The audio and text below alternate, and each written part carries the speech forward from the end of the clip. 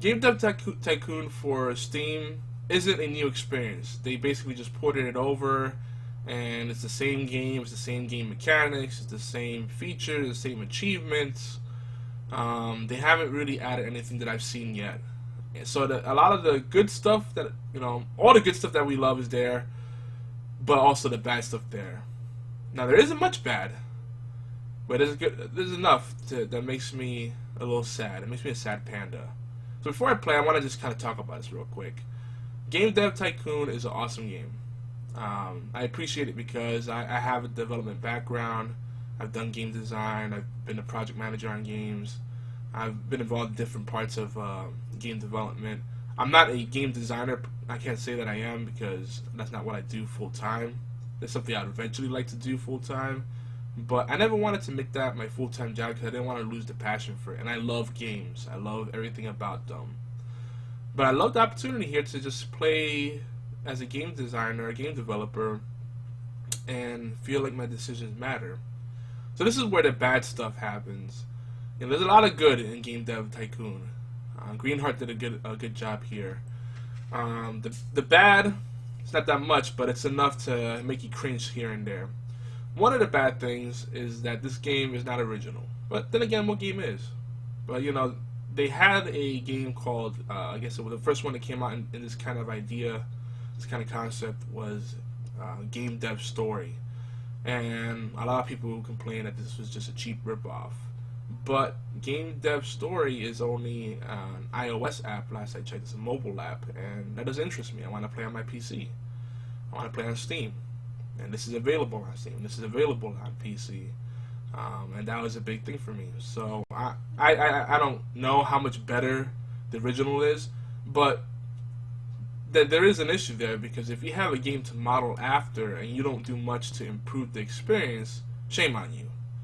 Don't do more of the same. That's safe. That's not taking enough of a risk, and that's boring. Do something different, Try some new things. And there were so many opportunities in this game to add some real depth. It has great replay value, especially the way I play it. I like to actually role play and get in the mindset of the game developer and the company that I'm creating. In this case, it's Poop Crap, which I modeled after PopCap.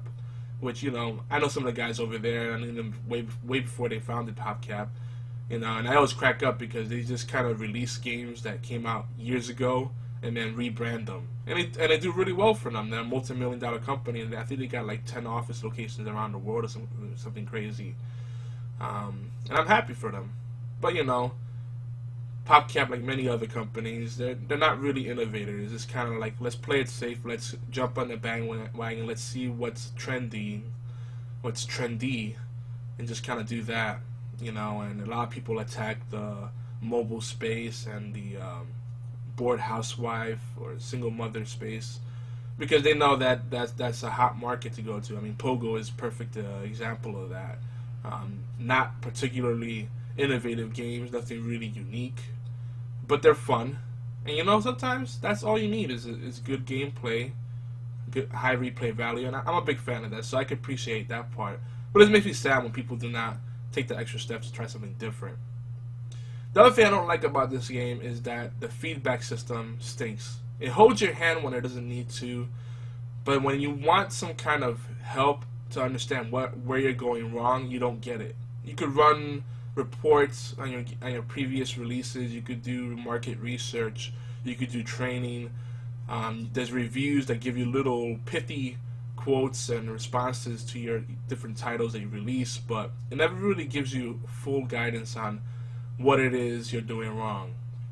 It gives you very, very, very vague hints. And one of the problems is that there should be tooltips here. When you create a game, you could choose topic and genre, but you can't really figher out what you should be focusing on.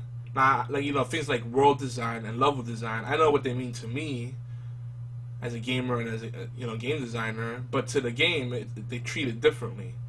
I was making an open world RPG, and in an open world RPG, you're focusing on the world design and level design because you're not really going to shard it or break it up into levels. But it bombed because I did not focus enough development time into level design. whatever. So that's my introduction to the game. I'm gonna do a little gameplay. I know it's gonna make the video much longer, but let's just jump right in.